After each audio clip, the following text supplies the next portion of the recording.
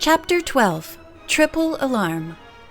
That must be it, Nancy thought, trying to control her mounting excitement. She and Mrs. Chatham exchanged looks of apprehension. They hoped the official would not ask questions about the treasure. Both were quickly relieved when the men merely glanced at the enclosed sheet, put it back, and went on to examine the rest of the papers. Finally, the contents were listed. Nothing was taxable. At length, Mrs. Chatham and Nancy were left alone. "Thank goodness," Mrs. Chatham murmured in relief. "Now we can look in that envelope. Surely it must contain the missing map." With trembling fingers, she took out the contents. "It's a letter," she said, unable to hide her disappointment. "Is it signed by Captain Tomlin?" Nancy asked. "Yes, this is his handwriting." Did the letter tell what became of the missing treasure map? Nancy wondered. Her voice vibrant with emotion, Mrs. Chatham read the entire note aloud. In it, her first husband revealed details of his early life never before disclosed to her, including the fact that he had dropped the name Abner because he did not like it. There were other facts sufficient to prove that he and Tomlin Smith were twin brothers. "So that part of the mystery is solved," said Nancy. The letter concerned itself mainly with the inheritance originally secreted by Captain Tomlin's seafaring grandfather. "Listen to this," Mrs. Chatham exclaimed as she came to a particularly significant paragraph. "All these years I have kept the torn section of a treasure map given me by my father. Fearing theft, I made a copy of it. Only a month ago, this very copy was stolen from my cabin, unquestionably by a member of the crew." "What is the date of the letter?" Nancy asked as the widow paused to catch her breath. "It was written only a week before my husband's death." He continues, "I have taken the original map and hidden it on the Warwick.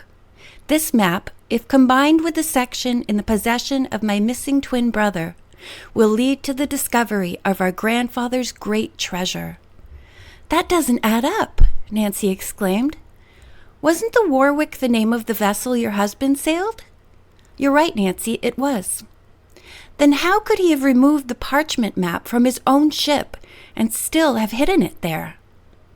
"Perhaps he meant he hid it somewhere in another part of the vessel, away from his cabin," Mrs. Chatham suggested. "That doesn't seem likely," Nancy said, shaking her head. "No, I'm sure Captain Tomlin never would have risked having the original found by members of his crew, especially after the copy had been stolen." Mrs. Chatham furrowed her brow in bewilderment as Nancy went on. "Apparently he thought you would understand where the map was hidden." "I haven't the faintest idea." Nancy was silent for several moments as she reread the letter. Then suddenly her face brightened. "I get it!" she exclaimed. "Captain Tomlin owned the ship models you have at the studio on Rocky Edge, didn't he?" "Yes, he had many of them custom built." "And they were sent to you from the ship after his death?" "Yes." "Among the collection, was there a replica of the Warwick?"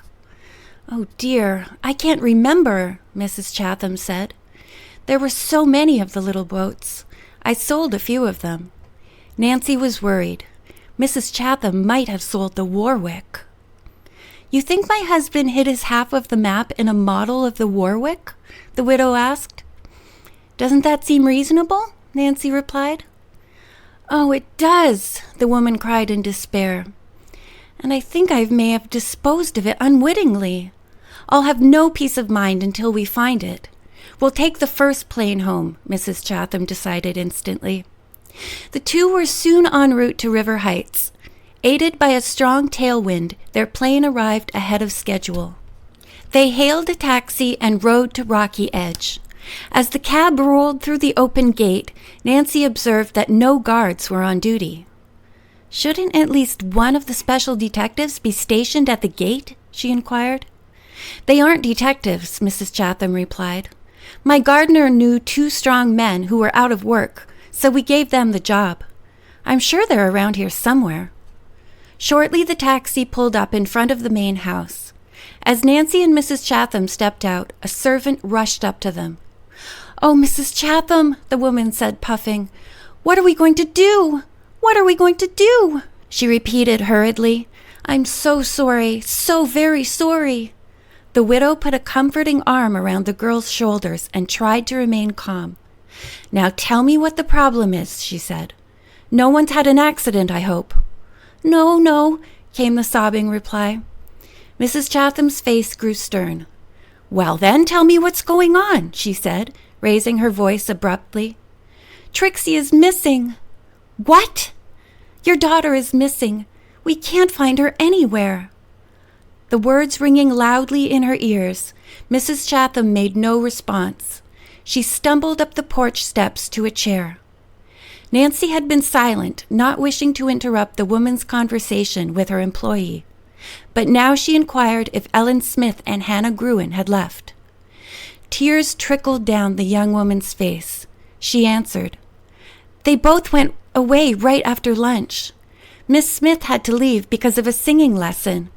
And your housekeeper, Miss Drew, left because she couldn't get anything to eat. The cook resented her being here and wouldn't even make her a sandwich, much less let her into the kitchen to fix her own meal." "Where are the guards?" Nancy asked. "Oh, they got better jobs, so they left." Nancy coaxed the girl to tell as much as she could about Trixie's disappearance. "She's been gone close to 2 hours," was the reply. Mrs. Chatham spoke up. "Have you searched everywhere? Over the cliff and down by the river?" "Yes, madam, everywhere." Mrs. Chatham seemed relieved by this statement. "Then Trixie has run away. Well, this isn't the first time. She'll come home." "I don't wish to alarm you, Mrs. Chatham," said Nancy, "but I'm afraid she may have been kidnapped." The widow gasped. "Then we must call the police at once." As the child's mother started toward the house, Nancy followed closely.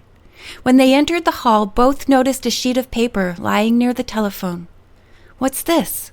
Mrs. Chatham asked, picking it up. At a glance, she saw that it was a ransom note. Written in a bold scrawl was the alarming message. "If you want to see your kid again, have this amount ready when our messenger arrives. Do not notify the police, or you'll be sorry." At the bottom of the paper was a request for thousands of dollars. "Oh, no," Mrs. Chatham groaned. For a moment, Nancy thought the woman was going to faint, but she managed to steady herself and sat down. "I don't want to pay the money," Mrs. Chatham stated, then said, "But what will happen to Trixie if I refuse?" "Please don't worry about that, at least not yet," Nancy said, studying the ransom note again. "The kidnapping could be an inside job." "I don't agree with you," Mrs. Chatham returned with conviction. "While my servants may be careless, they're all dependable. Whoever left this note here did so without the knowledge of my employees." Nancy tactfully withheld her own opinion. "I think I should call the police," Mrs. Chatham said nervously. "Please wait until we've had an opportunity to search the grounds thoroughly," Nancy advised.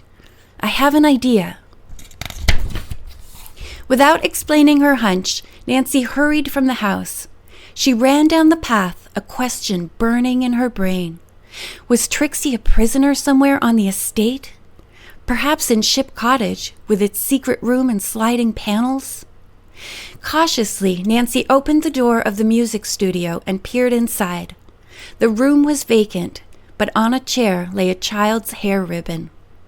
Nancy groped for the peg which opened the secret panel.